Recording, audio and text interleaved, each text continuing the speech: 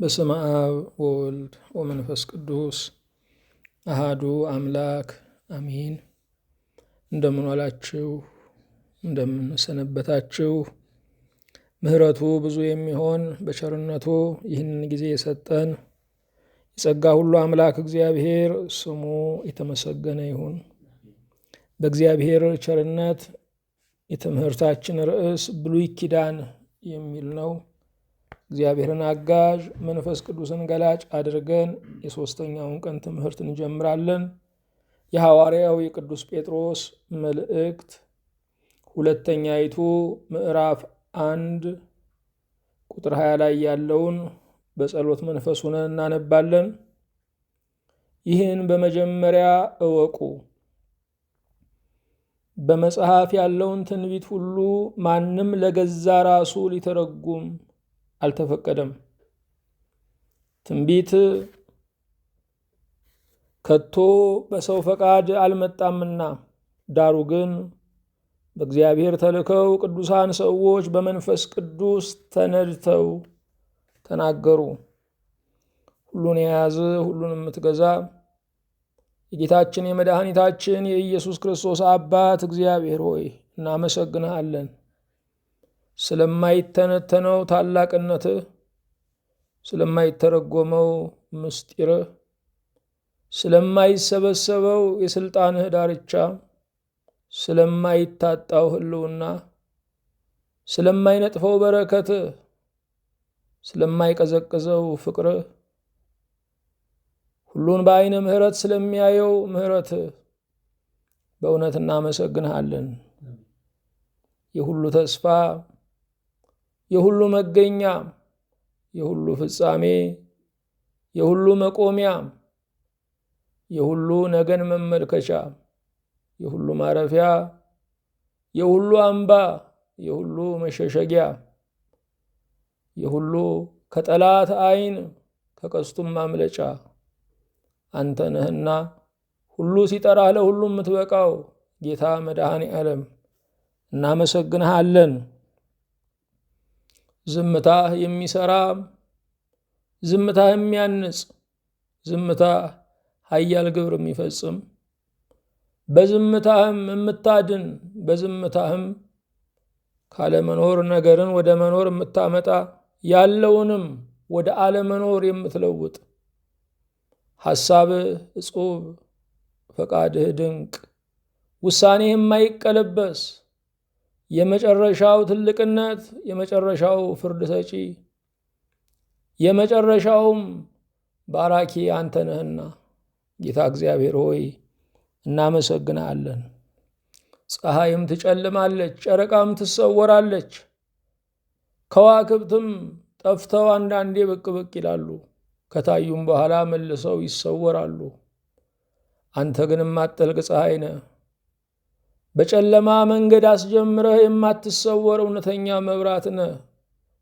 ከፍ ብለህ የምትታየው፣ በሰማይ ሀገር አዘጋጅተህ የምትጠብቀን የዘላለም ታዛችን አንተ ነህ። ጌታችን ሆይ እናመሰግንሃለን። እንደ ቸርነትህ ዓላማህን ከዓላማችን፣ ምክርህን ከምክራችን ጋር እንድታዋህድልን አቤቱ እንጸልያለን። በራሳችን መንገድ ከመጥፋት በንግግራችንም ለፍርድ ከመመቻቸት እንድትሰውረን አቤቱ ደጅ እንጠናሃለን። የሁሉ ጌታ እግዚአብሔር ሆይ አንተ የምታስፈልጋቸው ብዙ ሰዎች አሉ። ለተራቡት እንጀራን፣ ለተጠሙት ውሃን፣ ለታረዙት ልብስን፣ ለታመሙት ጤናን፣ ደስታ ላጡት ደስታን ሰጥተሃቸው መብላት ለተሳናቸው ለሕመምተኞችና ለባለጠጎች ሁሉ የመብላት አምሮትን እንድትሰጥ አቤቱ እንማጽናለን። የሁሉ ጌታ እግዚአብሔር ሆይ እንደ ቸርነትህ የቤተ ክርስቲያንን አንድነት እንድትጠብቅ፣ የቤተ ክርስቲያን አገልጋዮችህን በሞገስህ እንድታከብር፣ ለመረጥካቸውም የመትረፍ ዓመት የማትረፍም ዓመት እንድታደርግልን አቤቱ ደጅ እንጠናሃለን። ያንተ እውቀት በውስጣችን እንዲሰፋ፣ ጥበብህ በነፍሳችን ላይ እንዲንሰራፋ፣ ሁል ጊዜ በምክርህ ተደግፈን እንድንቆም፣ አንተን ሳናስቀድም እንዳንወጣ ጌታ እግዚአብሔር ሆይ ከፈቃድህ ከሐሳብህ ከምክርህ ጋር የተዋደደ ኑሮ ሕይወት አገልግሎት እንዲኖረን አቤቱ እንጸልያለን። ስለ ቸርነትህ ባሪያዎችህን እየቀደስክ እንድትቀድሰን የእውነት ሰዎችም እንድታደርገን ልባችንን ከአፋችን እንድታስማማልን አንተን ደስ የሚያሰኝህን ለመምረጥ የበቃን እንድታደርገን እንጸልያለን። የቃልህ ደጆች እንዲከፈቱልን ብልጭታው፣ ፍንጣሪው፣ ወጋገን ብርሃኑ ደግሞ እንዲወጣልን አቤቱ እንጸልያለን። በሰላም ጀምረን እስክንፈጽም ጥበቃህ በዙሪያችን፣ ማዳን ምሕረት በመካከላችን ትሁንልን። በአንድ ልጅ በጌታችን በኢየሱስ ክርስቶስ በእርሱ ያለ ክብር ጽን ላንተ ይገባሃል። ከእርሱ ጋራ ከመንፈስ ቅዱስም ጋራ ትክክል የሚሆን ዛሬም ዘወትርም ለዘላለሙ አሜን። የእግዚአብሔር የአምላካችን ስሙ የተመሰገነ ይሁን። ርዕሳችን ብሉይ ኪዳን የሚል ነው። እግዚአብሔር ለሰው ልጆች ከሰጠው ታላላቅ ስጦታዎች አንዱ ቃሉ ነው። የእግዚአብሔር ቃል እግዚአብሔር ከእኛ ጋራ የመሆኑ ምልክት ነው።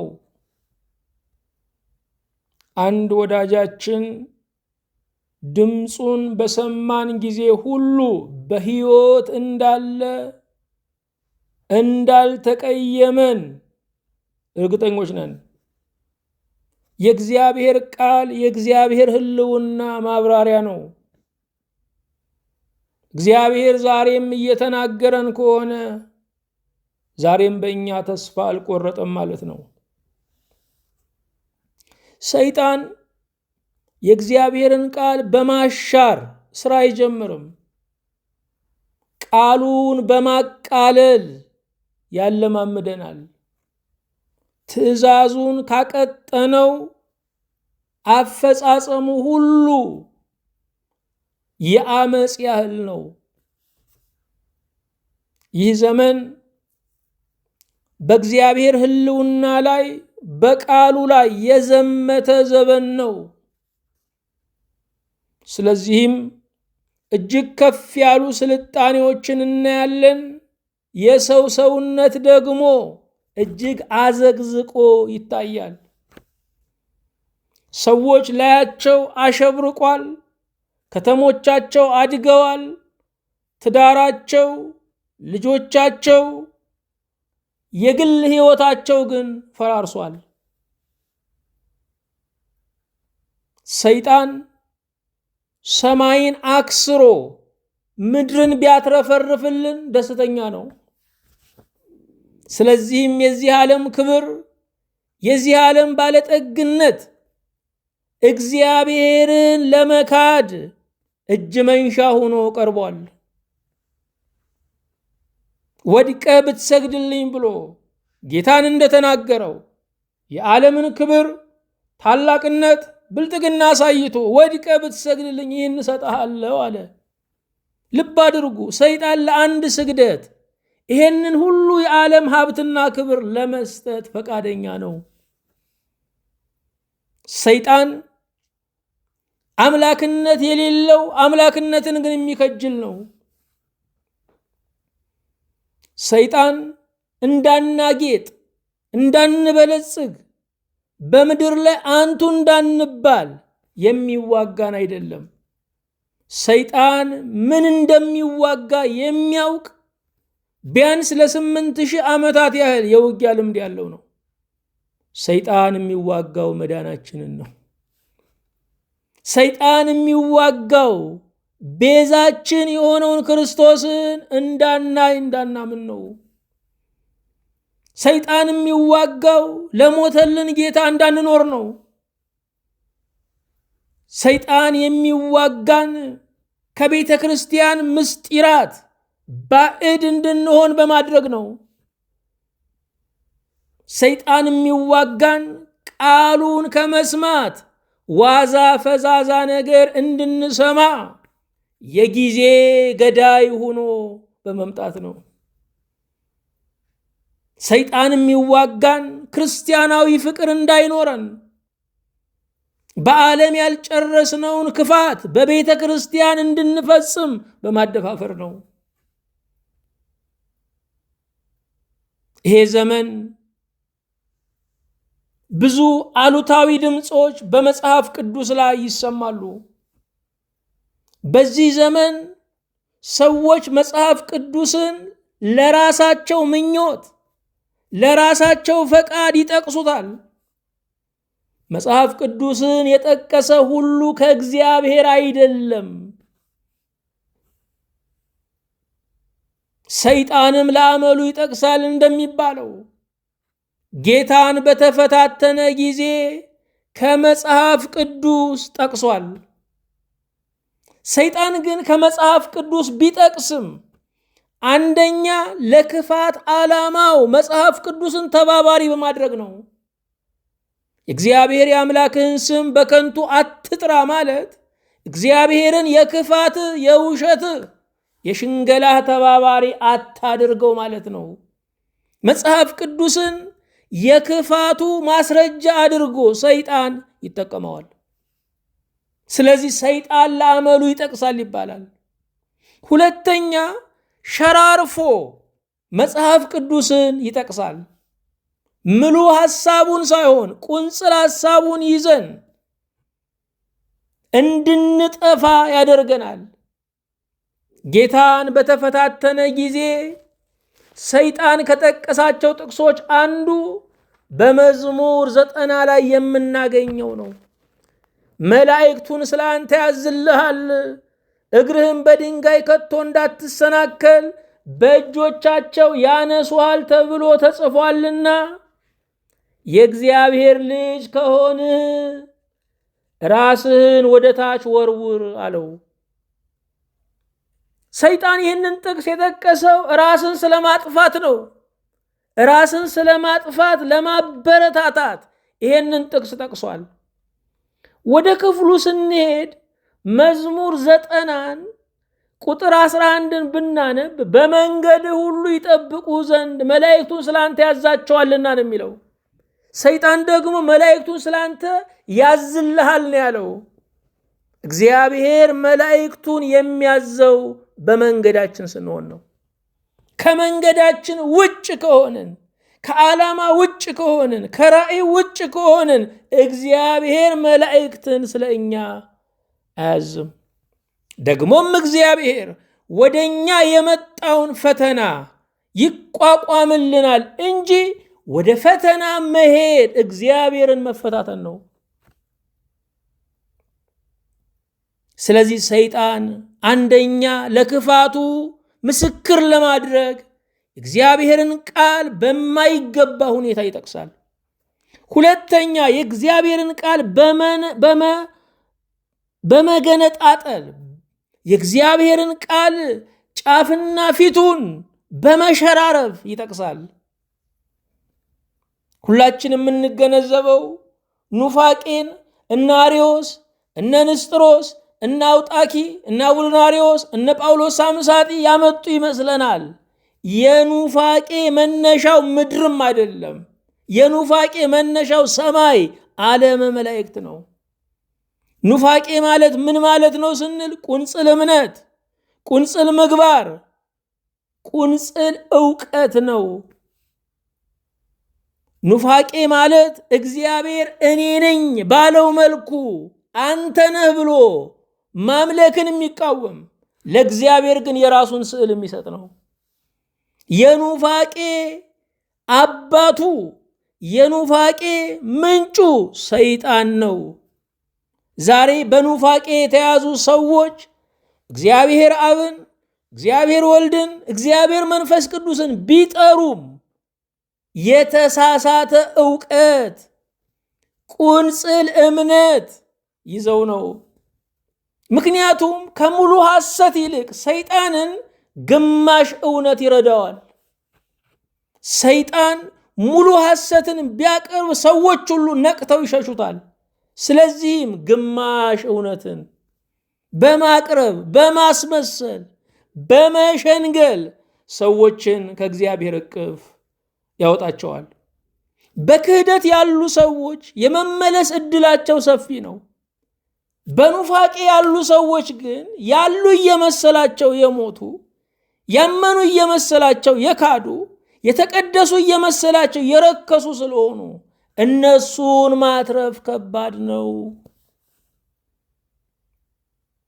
የእምነት የሃይማኖት ህመምተኛ መሆን ከባድ ነው።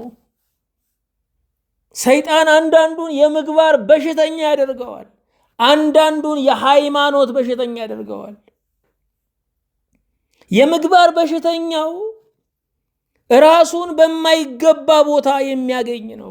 የሃይማኖት በሽተኛው ደግሞ እግዚአብሔርን ራሱ በፈጠረው ቦታ ላይ የሚያስቀምጥ ነው።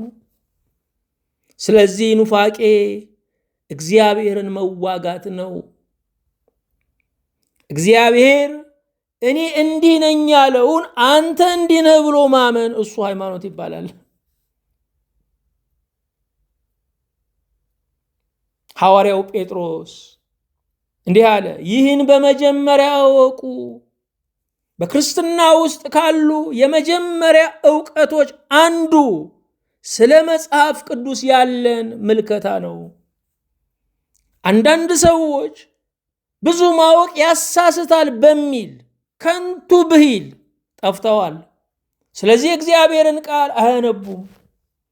የሚያነቡ ሰዎችም ደግሞ የሚወዱትና የሚገባቸው ክፍል አለ። ከዚያ ውጭ ማንበብ አይፈልጉም። እግዚአብሔር እንድንረዳ የፈለገው ያችን ቁጥርና አንቀጽ ብቻ ቢሆን ኖሮ እሷን ያጽፍልን ነበረ። ከንጉሥ የተላከውን ሁሉ አለመቀበል ያስቀጣል።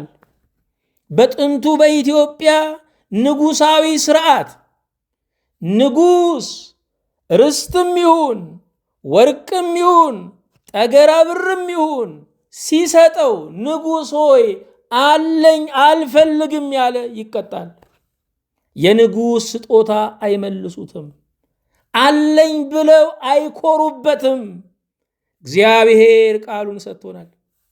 ስለዚህ በአንዳንድ ጥቅሶች በአንዳንድ አንቀጾች ረክቶ መቀመጥ ፍጹም ስህተት ነው። በዚህ ዘመን ያለ ክርስቲያን ኳስ ተጫዋች ደሞዙ ስንት እንደሆነ ያውቃል። ትንቢተ አብዲው የሚባል መኖሩን ግን አያውቅም። በጣም የሚያሳፍር ነው። የገዛ ህይወቱን የማያውቅ የሰው ደሞዝ ግን በቅንዓት የሚያውቅ ያልታደለ ፍጡር ነው። ሁላችንም ብንሆን ህንፃ ብንሰራ ስንት ክፍል እንዳለው እናውቃለን። ባንገባበትም የሰራነው ቤት ስንት ክፍል እንዳለው እናውቃለን። በቤቱ ውስጥ ምን አይነት ዕቃዎች እንዳሉ እንገምታለን። መጽሐፍ ቅዱስን ቃል በቃል መረዳት እንኳ ባንችል ስንት ክፍል እንዳለው ማወቅ አለብን። በመጀመሪያ ይህንን ወቁ። መጽሐፍ ቅዱስ የእምነታችን መሰረት ነው። እምነታችን በአፈ ታሪክ ላይ አልተመሰረተም። እምነታችን በልብ ወለድ ላይ አልተመሰረተም። እምነታችን በፍልስፍና ላይ አልተመሰረተም። የእምነታችን መሰረቱ ቃሉ ነው። ቤተ ክርስቲያን በስርዓተ አምልኮ የእግዚአብሔርን ቃል ቀዳሚ አድርጋ ብሉይ ኪዳንና ሐዲስ ኪዳን በዓመቱ የቅዳሴ በዓመቱ የአምልኮ ስርዓት ውስጥ በሙሉነት እንዲነበብ አድርጋ አውጥታልናለች። የኢትዮጵያ ቤተ ክርስቲያን መሰረቷ መጽሐፍ ቅዱስ ነው። ክርስትና ወደ ኢትዮጵያ የገባው በኢትዮጵያዊው ጃንደረባ ነው። ኢትዮጵያዊው ጃንደረባ ትንቢተ ኢሳይያስን ብሉይ ኪዳንን ሲያነብ የሚተረጉም ወንጌላዊ ፊልጶስ ተላከለት። እናንተ ተግታችሁ ካነበባችሁ የሚተረጉም ይላክላችኋል። ኢትዮጵያ ክርስትናን ያገኘችው ብሉይ ኪዳንን ተግታ በማንበቧ ነው።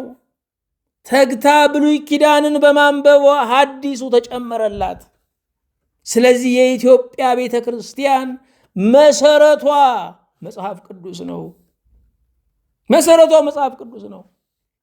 በየጎዳናው በየመንገዱ በየመንደሩ እኔ እንዲህ ነኝ እያለ በሚናገረው ቤተ ክርስቲያንን መለካት የለብንም። የቤተ ክርስቲያን እያንዳንዱ ስርዓት፣ እያንዳንዱ አምልኮት፣ እያንዳንዱ የቅድስና መንገድ ከቃሉ ጋር የተያያዘ ነው። ይህም በመጀመሪያ እወቁ። ምንድን ነው በመጀመሪያ ማወቅ የሚገባን? የእግዚአብሔር ቃል የሃይማኖት፣ የህይወት፣ የምግባር፣ የአንድነት መሰረት መሆኑን ነው። የኛ ቃሎች ሊያግባቡን አይችሉም። አንድ የሚያደርገን የእግዚአብሔር ቃል ነው። በመጽሐፍ ያለውን ትንቢት ሁሉ ማንም ለገዛ ራሱ ሊተረጉም አልተፈቀደም። ልብ አድርጉ፣ ክርስትና መጽሐፋዊ ሃይማኖት ነው። ክርስትና መጽሐፍስ ምን አለ፣ እንዲህ ተብሎ ተጽፏል በሚል በብሉይና በሐዲስ ላይ የተመሰረተ ነው። ለብሉይ ለሐዲስ፣ ለክርስትና ብሉይ ሐዲስን እንጠቅሳለን እንጂ ለክርስትናችን ማሳመኛ ዱላ እናነሳም። መጽሐፍ ያለው ሰው ዱላ ያነሳም። ቃሉ ያለው ሰው የወንድነት ጥቅስ አይጠቅስም። እኛ በዘራፍ የሚቆም ሃይማኖት የለንም። መለኮት የሚጠብቀው ሃይማኖት ነው ያለን። እኛ ሳንኖር ሃይማኖቱ ነበረ፣ እኛ ካለፍንም በኋላ ይቀጥላል። ምክንያቱም የሃይማኖት የበላይ ጠባቂ ራሱ እግዚአብሔር ነው። እግዚአብሔር ልዑል ነው ስንል ምድራዊ ኃይልና ፍልስፍና ሊያከስመው አይችልም ማለታችን ነው። በመጽሐፍ ያለው ትንቢት ሁሉ ማንም ለገዛ ራሱ ሊተረጉም አልተፈቀደም። መጽሐፉ ንባብ ብቻ ሳይሆን ትርጓሜም ያስፈልገዋል። ያጻፈው መንፈስ ቅዱስ የሚተረጉሙም ያዘጋጃል። እግዚአብሔር መጽሐፉን እንዳጻፈ ሁሉ ተርጓሚዎቹን በየዘመናት አስነስቷል። በዚህም ዘመን የእግዚአብሔርን ቃል በመተርጎም ለነፍሳችን መብራት የሚያበሩልን፣ ባለጠጋ የሚያደርጉልን፣ መራራ ሕይወታችንን የሚያጣፍጡልን፣ የእግዚአብሔርን ቃል ከሕይወታችን እያዋሃዱ በትዕግስት እንድንራመድ የሚያግዙን አገልጋዮች አሉ። መቼም ዓለም የሞቱትን ጻድቃን ታዘክራለች፣ ያሉትን ደግሞ ትገድላለች። አስመሳይ ዓለም ስለሆነች ዛሬም እግዚአብሔር ሰው አለው። ዛሬም እግዚአብሔር የሚጠቀምባቸው የራሱ ሸክላዎች አሉ። በመጽሐፍ ያለውን ትንቢት ሁሉ ማንም ለገዛ ራሱ ሊተረጉም አልተፈቀደም። ዛሬ የእግዚአብሔርን ቃል ለገንዘብ ስብሰባ የሚጠቀሙበት አሉ። ለግላዊ ክብር የሚጠቀሙበት አሉ።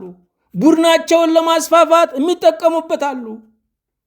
የእግዚአብሔር ቃል ለራስ ፍላጎት አይጠቀስም። የእግዚአብሔር ቃል የሚጠቀሰው እግዚአብሔርን ለማሳየት፣ መልክዓ ሥላሴን ለማሳየት ነው። የኑፋቄ አንዱ መገኛ ቃሉን ለገዛ ፍላጎት መጥቀስ ነው።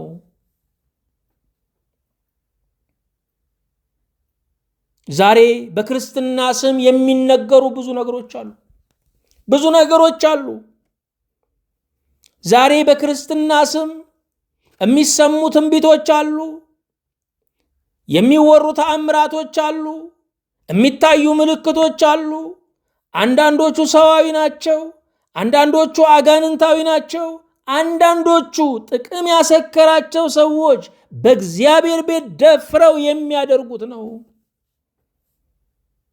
ሕዝባችንም በቂ የእግዚአብሔር ቃል ዕውቀት ስለሌለው የመጣ ሁሉ ሊወስደው በወንዝ መሃል የተቀመጠ ቀጤማ ነው የሆነው። በወንዝ መሃል የተቀመጠ ቀላል ቀሊል ዕቃ ነው የሆነው። ስለዚህ ቃሉን የሚመስል ሳይሆን ሐሰተኞችን መሲሐንን፣ ሐሰተኞች ነቢያትን የሚመስል ትውልድን የፈጠር ነው።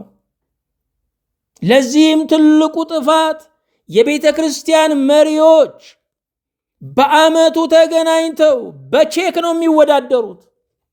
ይህን ያህል አስገባ ተብለው ነው የሚሸላለሙት። ስለሚድነው ሕዝብ፣ ማረፍ ስለሚገባው ሕዝብ፣ በጦርነት ስለሚተላለቀው የራስ ወገን፣ በረሃብ ስለሚረግፉት ሕፃናት የሚነጋገሩ የሃይማኖት መሪዎችን አልታደልንም። ስለዚህ ሕዝባችን ጥፋቱ ያለማወቅ ውጤት ነው። አደራ የተሰጣቸው እየጠበቁት ስላልሆነ ተኩላዎች እየነጠቁት ነው። በዚህ ዘመን ላይ ሕዝቡ ለበይ ተላልፎ ተሰጥቷል። ሕዝቡም በቁሙ ቆዳውን ሳይገፍ ለሚገሸልጠው ራሱን አሳልፎ ሰጥቷል። ይሄ ሁሉ ያለማወቅ ነው። የማያስተውል ሕዝብ ይገለበጣል ተብሎ ተጽፏል። ከዚህ በላይ መገልበጥ ምን አለ ወገኖቼ? ምን አለ? ከዚህ በላይ መገልበጥ ምን አለ? ራሱ እግሩ ራስ ሆኖብን ከዚህ በላይ መገልበጥ ምን አለ? የሚመሩት ሊያዙ የሚገባቸው የበላዮቹ አያዙም። ሊታዘዝ የሚገባው ታች ያለ ሕፃን ጳጳስ እያዘዘ ያለበት ዘመን ነው። አባቶች ከመሰብሰባቸው በፊት አጀንዳ የሚሰጥ አማኝ ያለበት ብቸኛ ሀገር የኢትዮጵያ ውስጥ ነው። ይሄ ሁሉ የበላዮቹ እግዚአብሔር የሰጣቸውን ከፍታ ስለናቁት የወረደብን መዓት ነው። የሚመራና የሚመራ በሌለበት መዳረሻ የለም። መዳረሻው ገደል ነው። የወፍ ዘፈን አውራጁ አይታወቅም ይባላል። መንጫጫት ነው። ዛሬም አውራጅ የሌለው የወፍ ዘፈን ውስጥ ነው ያለነው። ግን እግዚአብሔር ኢትዮጵያን ጥሎ አይጥላትም እንላለን። እንኳን እኛ እስራኤልም ወድቃለች። ሱባኤ የተቆጠረለት ትንቢት የተነገረለት መቅደስም ፈርሷል። እግዚአብሔር ለዓላማው ጨካኝ ነው። ምን ከዚህ በላይ መውደቅ አለ ወይ? በዓለም ላይ የረሃብ መዝገበ ቃላት ከመሆን በላይ፣ በዓለም ላይ የሚተራረድ ወገን ከመሆን በላይ መውደቅ አለ ወይ? አንበሳ አንበሳን አይበላውም፣ ነብር ነብርን አይበላውም። እርስ በርስ የሚበላላ ማህበረሰብ ያለበት ግን ሃይማኖት አለኝ የሚለው እኛ ጋ ነው። ሃይማኖቱ ምሽግ ነው። ጠላ ለመጠጣት እኛ ጋ የመሸገ አለ። ጫት ለመቃም ደግሞ እስልምና ጋ የመሸገ አለ። እንዲሁ የማይበድል በሃይማኖት ካባ የሚሽለኮለክ ማህበረሰቡን ያተረፍነው ሲጋደልም መጋደሉን ሃይማኖታዊ ለማድረግ የሚከጅል ነው። ወገኖቼ ዘመናችን እያለቀ ነው። እድሜ እየገሰገሰ ነው። መለወጣችንን ፈውሳችንን ለምንድን ነው የምናዘገየው? ራሱን ለማየት ስተቱን ለመቀበል ያልደፈረ አይድንም። ያደጉት ሁሉ ያደጉት ከፍታችን ትልቅነታችን እምን ላይ ነው ብለው አይደለም፣ ውድቀታችን እምን ላይ ነው ብለው ነው። ከኛ በላይ አውሮፓ ተጫርሷል። ከኛ በላይ ሌሎች ሀገሮች ተላልቀዋል። ምን ላይ ነው ስተታችን? ያንን ለማየት ስለደፈሩ ተርፈዋል። ትንቢት ከቶ በሰው ፈቃድ አልመጣምና ትንቢት ከቶ በሰው ፈቃድ አልመጣምና ለካ በትንቢቱ ውስጥ የእግዚአብሔር ሐሳብ ነው ያለው። በዘመናቱ ውስጥ ላለ ትውልድ የእግዚአብሔር ምክር በትንቢቱ ውስጥ ተቀምጧል። ትንቢት ነገን የሚያውቀው የእግዚአብሔር መገለጫ ነው። ነገን የሚያውቀው የመለኮት መገለጫ ነው። ክርስትናችንን መጽሐፍ ቅዱሳችንን እውነተኛ ነው የሚያሰኘው አንዱ ትንቢቱ ነው። ምክንያቱም ሰዋዊ ዕውቀት ነገን ፊት ለፊት ያለውን 700,000 ዓመት መተንተን አይችልም። የ1000 ዓመት መነጽር ያለው መድኃኔዓለም ብቻ ነው። ይህንን በነቢያቱ ዓይን ላይ ያጠለቀ እሱ ብቻ ነው። ትንቢት ከቶ በሰው ፈቃድ አልመጣምና፣ ዳሩ ግን በእግዚአብሔር ተልከው ቅዱሳን ሰዎች በመንፈስ ቅዱስ ተነድተው ተናገሩ። የእግዚአብሔርን ቃል ለመናገር በእግዚአብሔር መላክ ያስፈልጋል። በዓለም ላይ ራሳቸውን የላኩ አሉ፣ ራሳቸውን የቀቡ ሰዎች አሉ። ሰው የላካቸው፣ ሰው የቀባቸው አሉ። እግዚአብሔር የላካቸው፣ እግዚአብሔር የቀባቸው አሉ። ታዲያ እግዚአብሔር የቀባቸውን ራሳቸውን የቀቡና ሰው የቀባቸው እየረበሹ ነው ያሉት። ዳሩ ግን በእግዚአብሔር ተልከው የእግዚአብሔር ሰዎች የእግዚአብሔር መልእክተኞች ናቸው። መልእክተኛ ሳይጨምር ሳይቀንስ እሱኑ የሚናገር ነው።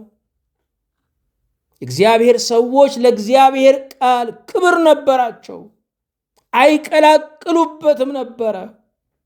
የተዛባ ምግባር ካየን የተዛባ ትእዛዝ አረዳድ አለ ማለት ነው። የእውነተኛ መታዘዝ መነሻው እውነተኛ መስማት ነው። ቃሉን በትክክል ካልተገነዘብን የምንታዘዘው በተሳሳተ መንገድ ነው። በእግዚአብሔር ተልከው ቅዱሳን ሰዎች በመንፈስ ቅዱስ ተነድተው ተናገሩ። እግዚአብሔር ከቅዱሳን ጋር ግንኙነት አለው። ቅዱሳን ማለት ፍጹማን ማለት አይደለም። ከስጋቸው ከዓለምና ከሰይጣን ፈቃድ ለመውጣት በየቀኑ ተጋድሎ የሚያደርጉ ሰዎች ናቸው። በየቀኑ ንስሐ የሚገቡ ሰዎች ናቸው። ዳዊትን እንየው፣ ብዙ የወደቀ ብዙ የተነሳ ነው። አብርሃም ብዙ የወደቀ የተነሳ ነው። ሙሴ ብዙ የወደቀ የተነሳ ነው። እግዚአብሔር ምን ያህል ፍጹም ነህ አይልም፣ ምን ያህል እንደምረዳ ታምናለህ ነው የሚለን። እግዚአብሔር እንደሚረዳቸው ያመኑ እነሱ ቅዱሳን ናቸው። ለእግዚአብሔር ራሳቸውን በቃል ኪዳን የለዩ ቅዱሳን ይባላሉ። ምክንያቱም ቅዱሳን ማለት ትርጉሙ የተለዩ ማለት ነው። በመንፈስ ቅዱስ ተነድተው ተናገሩ። በመንፈስ ቅዱስ ተነድተው ተመርተው ተናገሩ። ስለዚህ መጽሐፍ ቅዱስ በሰው ቋንቋ ቢጻፍም የሰው ሐሳብ አይደለም። ሐሳቡ፣ ምክሩ፣ ተግሳጹ፣ ትምህርቱ ከእግዚአብሔር ነው። ለዚህ ነው ሕይወትን የሚለውጠው። መጽሐፍ ቅዱስ እግዚአብሔር ያደረገውን ይናገራል። መጽሐፍ ቅዱስ በአጭሩ ሁለት ነገር ሊናገር ይችላል። የመጀመሪያው እግዚአብሔር ያደረገውን ይናገራል። እግዚአብሔር ሰማይና ምድርን ፈጠረ። የጠፋውን ዓለም በልጁ ሞት አዳነ። እግዚአብሔር ያደረገውን ይናገራል። ሁለተኛ እግዚአብሔር የሚያደርገውን ይናገራል። የዓለም ፍጻሜ ይሆናል። የፍርድ ወንበር ይዘረጋል። የመንግሥተ ሰማያት በሮች ይከፈታሉ። የዘላለም ዘመን ይጀምራል። ይሄ እግዚአብሔር የሚያደርገው ነው። ስለዚህ መጽሐፍ ቅዱስ እግዚአብሔር ያደረገውን ይናገራል፣ እግዚአብሔር የሚያደርገውን ይናገራል። መጽሐፍ ቅዱስ ያርመናል። መጽሐፍ ቅዱስ እኛን ለማረም በቂ ባለስልጣን መለኮታዊ ሹም ነው። መጽሐፍ ቅዱስ 4 ነገሮችን ያርማል። የመጀመሪያው የነገረ መለኮት እምነታችንን ወይም ዕውቀታችንን ያርማል። ብዙ ሰዎች የነገረ መለኮት ዕውቀት አላቸው፣ ግን ጤናማ ላይሆን ይችላል፣ የተሟላ ላይሆን ይችላል። መጽሐፍ ቅዱስ የነገረ መለኮት እምነታችንን ያርማል። በምስጢረ ሥላሴ ላይ ያለን እምነት ምንድን ነው? ይሄ ጉዳይ መጽሐፍ ቅዱስን ስልታዊ በሆነ መንገድ በማጥናት ብቻ የሚደረስበት አይደለም። ጸሎት ይፈልጋል። ከእግዚአብሔር ጋር መሆን ይፈልጋል። አምልኮት ይፈልጋል። ትሕትና ይፈልጋል። ሊቃውንትን መጠየቅ ይፈልጋል። ሁለተኛ መጽሐፍ ቅዱስ የሚያርመው ልምዶቻችንን ነው። የተለያዩ ልምምዶች በግላችን አሉ፣ በቤተ ክርስቲያንም እየታዩ ነው ያሉት።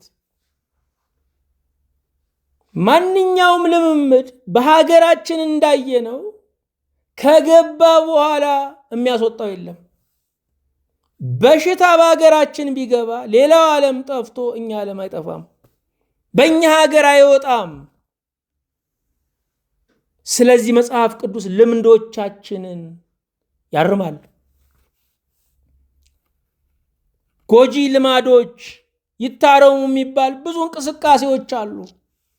መንግስታዊ ያልሆኑ ድርጅቶች እንዲሁም መንግስት ስለ እነዚህ ነገሮች ይታገላል። መጽሐፍ ቅዱስም ልምዶቻችንን ያርማል። አንዳንድ ልማዶች አሉን መታረም ያለባቸው። ከአምልኮታችን ጀምሮ አንዳንድ ልማዶች አሉን መታረም ያለባቸው፣ እንዲታረሙ መፍቀድ አለብን። ሶስተኛ ስነ ምግባራችንን ያርማል።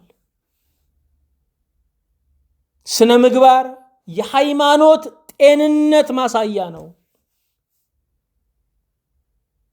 ኢየሱስ ክርስቶስ ጌታችን ወደ ዓለም የመጣው የእኛን የአስቤዛ ኑሮ ለመለወጥ አይደለም፣ ስነ ምግባራችንን ለመለወጥ ነው።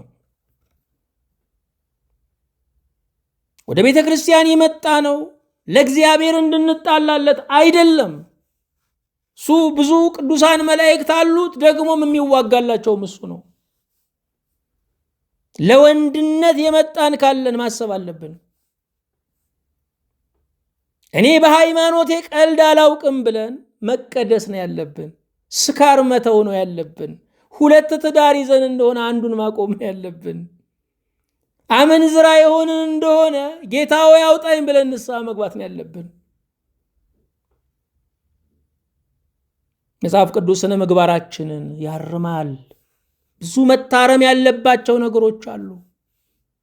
እዚህ እግዚአብሔርን እናገለግላለን፣ እዚህ እንጠነቁላለን፣ እናስጠነቁላለን። መታረም አለበት። ከዚህ በላይ ምን እንሆን ወገኖቼ?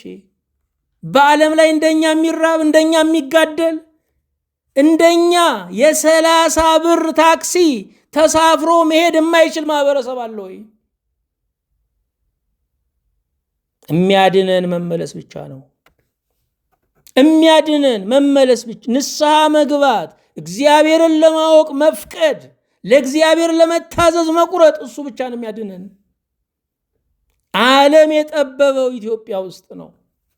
ዓለም የጠበበው 20 እና 30 ኪሎ ሜትር የማንሄደው የገዛ ወገናችንን የምንፈራው ጣሊያን ተመልሶ ቢመጣ የማይሰራውን በወገናችን የምንሰራኛ ነን። ተጋድለን የማንረካ አልቀን በቃን የማንል ገና ለመጋደል ቀጠሮ የምንይዝ የሥራ ልምሾች፣ የመግደል ጀግኖች፣ ምግባችንን በእርዳታ የምንበላ ጥይት ግን በገንዘብ የምንገዛ ምስኪን ህዝቦች ነን።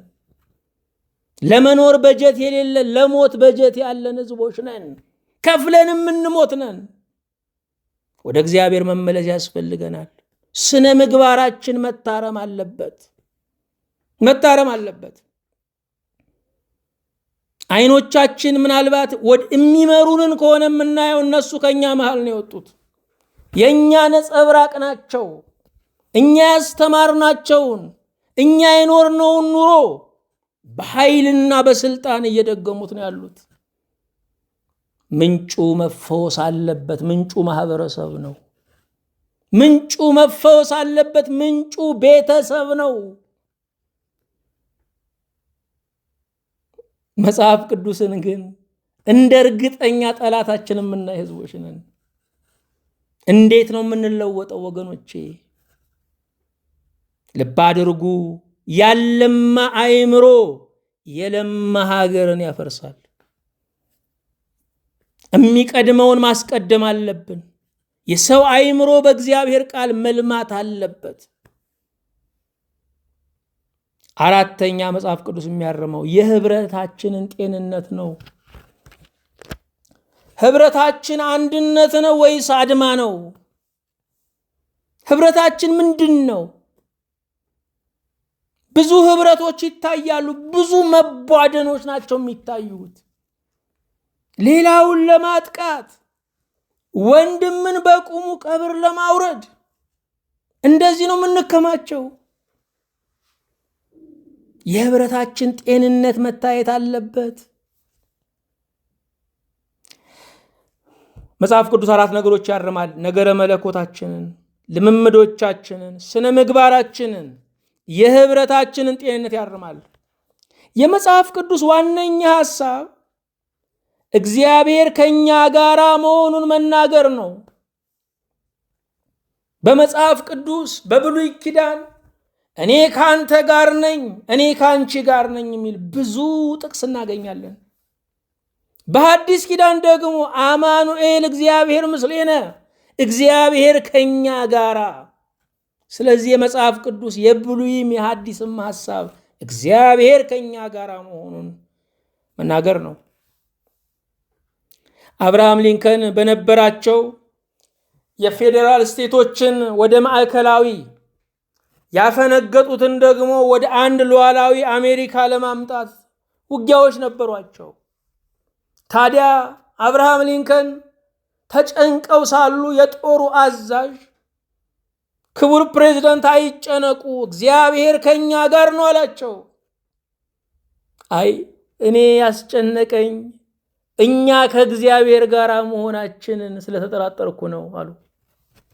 አዎ እግዚአብሔር ከኛ ጋር ነው፣ እኛ ግን ከእግዚአብሔር ጋር አይደለንም።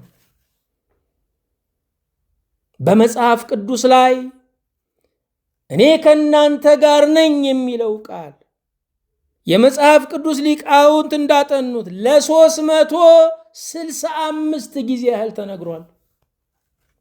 ምን ማለት ነው? የዓመቱ ቀን 365 ነው። ዓመቱን በሙሉ እግዚአብሔር ከኛ ጋር ነው። ይሄንን የሚያበስረን የእግዚአብሔር ቃል ነው። ይሄ ቃል እንዴት ይገፋል? ይሄ ቃል ሳይነበብ እንዴት ይውላል? ይህንን ቃል ሳንሰማ እንዴት እንውላለን? ይደንቃል። ከፍለን ላንድን እየታከምን በነፃ የሚያክመንን ቃሉን ርቀናል። ምድራውያን ሐኪሞችን እያከበርን የነፍስ ሐኪሞቻችንን አገልጋዮችን ንቀናል። ብቻ እግዚአብሔር ከኛ ጋር ነው። እንደኛ ያልሆነው እግዚአብሔር ከኛ ጋር ነው። በዚህ ደስ ይለናል። የእግዚአብሔር ቃል የስልጣን ቃል ነው። ስለዚህም የስልጣንን ቃል የሚናገር አገልጋይ ባለስልጣን ነው። በመንፈሳውያን ኃይላት ላይ ስልጣን የሚሰጠን ቃል ነው። በደዌያት ላይ፣ በአጋንንት ላይ፣ በክፋት ሰራዊት ላይ፣ በድግምት፣ በጥንቆላ፣ በአስማት ላይ ስልጣን የሚሰጠን ቃል ነው።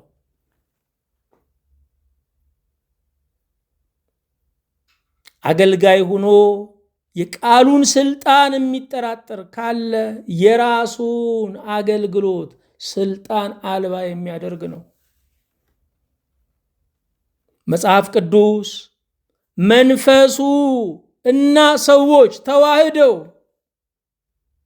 የጻፉት የእግዚአብሔር ቃል ነው። መጽሐፍ ቅዱስ በቀጥታ ጥራዙ ከሰማይ አልወረደም። ብራናውን የዳመጡ ፓፒረሱን ያዘጋጁ አለቱን ድንጋዩን የፈለፈሉ አሉ። ሰዎች ናቸው። ፊደሉም የሰው ነው። ሐሳቡ ግን የመንፈስ ቅዱስ ነው። ስለዚህ መንፈሱና ሰዎች ተዋህደው ይህንን መጽሐፍ ቅዱስ እንዳገኘን ሁሉ ዛሬም እኛና ቃሉ ተዋህደን የክርስቶስን መልክ ለዓለም ማሳየት አለብን። ክርስቶስ ሰርግ ቤት ተጠርቶ ጉድለት ይሞላል። ክርስቶስ የአልዓዛር ለቅሶ ላይ ተጠርቶ ሙት ይቀሰቅሳል። ክርስቶስ ኃጢአተኞች መሃል ተገኝቶ ስርየት ያውጃል። ክርስቶስ በሽተኞችን አግኝቶ ነፃ ያወጣል። ክርስቶስ በምድር እስክንባል ድረስ ቃሉ ሊዋሃድን ይገባል። የታመመ እኛን ሲያገኝ ማረፍ አለበት። ምክንያቱም እኛ የክርስቶስ መዳረሻ እግሮች፣ መዳሰሻ እጆች፣ ማጽናኛ አንደበቶች፣ መመልከቻ አይኖቹ ነን። እንዲህ አድርጎ የፈለገን ጌታ ብዙዎቻችን ራሳችንን ያልተቀበልን የጠላንን እንዲህ አድርጎ እኛነታችንን ያፈቀረ እጅግር የሰራ አካል ለእኔ ጦር ዕቃ ለእኔ ወታደር ይሁን ብሎ የጠራን ጌታ ስሙ ብሩክ ቅዱስ ይሁን። አቤቱ ጌታ እናመሰግንሃለን። ለመንግሥት ፍጻሜ የለውም። አንተን እናከብረሃለን። በብዙ መውደቅ በብዙ መነሳት ውስጥ አንተ ዛሬም መንፈስህን ምክርህን ከኛ አላራክም። በምትንገዳገድ ግፍ ጠጥታ በሰከረች ሀገር ላይ ጌታ እግዚአብሔር ዛሬም ከመጥፋት ከመደምሰስ እንደ ኖህ ዘመን እንደ ሰብአ ሎጥ ከመሆን ያዳነን ምሕረትህ ነው። በእውነት እናመሰግንሃለን። ጌታው ይሄ ቃል ምድሪቱን እንዲቆጣጠር እንዲገዛ አቤቱን ለምንሃለን። አገልጋይ ተብሎ ተሹሞ ቃልህን የማያውቅ ቃልህን የማይናገር የማያጽናና የአገር ሽማግሌ ያህል የማይመረቅ ከሆነ ጌታዊ ምን ላይ ነው ያለ ነው? እባክህን እኛን አገልጋዮቹን ስራን፣ ህዝብህንም እባክህ ስራው። ከመሸነጋገል ጌታ ሆይ ካባ ከመደራረብ ከመሸላለም ህይወት አውጥተህ ጌታ ሆይ ስለሚወድቀው ወጣት ተስፋ ስላጣው ወገናችን በጦርነት ጌታ ሆይ እንደ ቅጠል ስለሚረግፈው ውዶቻችን ሁሉ የምናስብበት ዘመን እንድታደርግልን ጌታ ሆይ ማስተዋልን ከህሊና ጋር እንድታገናኝልን እንጸልያለን። የታመመ እንዲድን፣ የወደቀ እንዲነሳ፣ ያጣ እንዲያገኝ፣ የተሻረ እንዲሾም፣ የጠፋ እንዲመለስ፣ የተሰደደ ለሀገሩ እንዲበቃ የሚመራው እግዚአብሔር የዋጀውን በመልኩ የሰራውን ወገን ነው ማስተዳድረው ብሎ ዝቅ ብሎ እንዲያገለግል እንዲህ ያለውን የመቀባበል መንፈስ ከአርያ አምላክልን። ከመነቃቀፍ እርስ በርሳችን ከመካሰስ አውጥተ ጌታ ሆይ በፍቅር እሳት እንድታሞቀን እንጸልያለን። ሸክላው ማንነታችንን፣ እርጥብ ማንነታችንን፣ ያልተኳለውን አፈርነታችንን ዛሬ በመንፈስ እሳት እንድተኩሰው እንጸልያለን። ስለሰማህን ተመስገን። በጌታችን በኢየሱስ ክርስቶስ በእርሱ ያለ ክብር ጽን ላንተ ይገባሃል። ከእርሱ ጋራ ከመንፈስ ቅዱስም ጋራ ትክክል የሚሆን ዛሬም ዘወትርም ለዘላለሙ አሚን።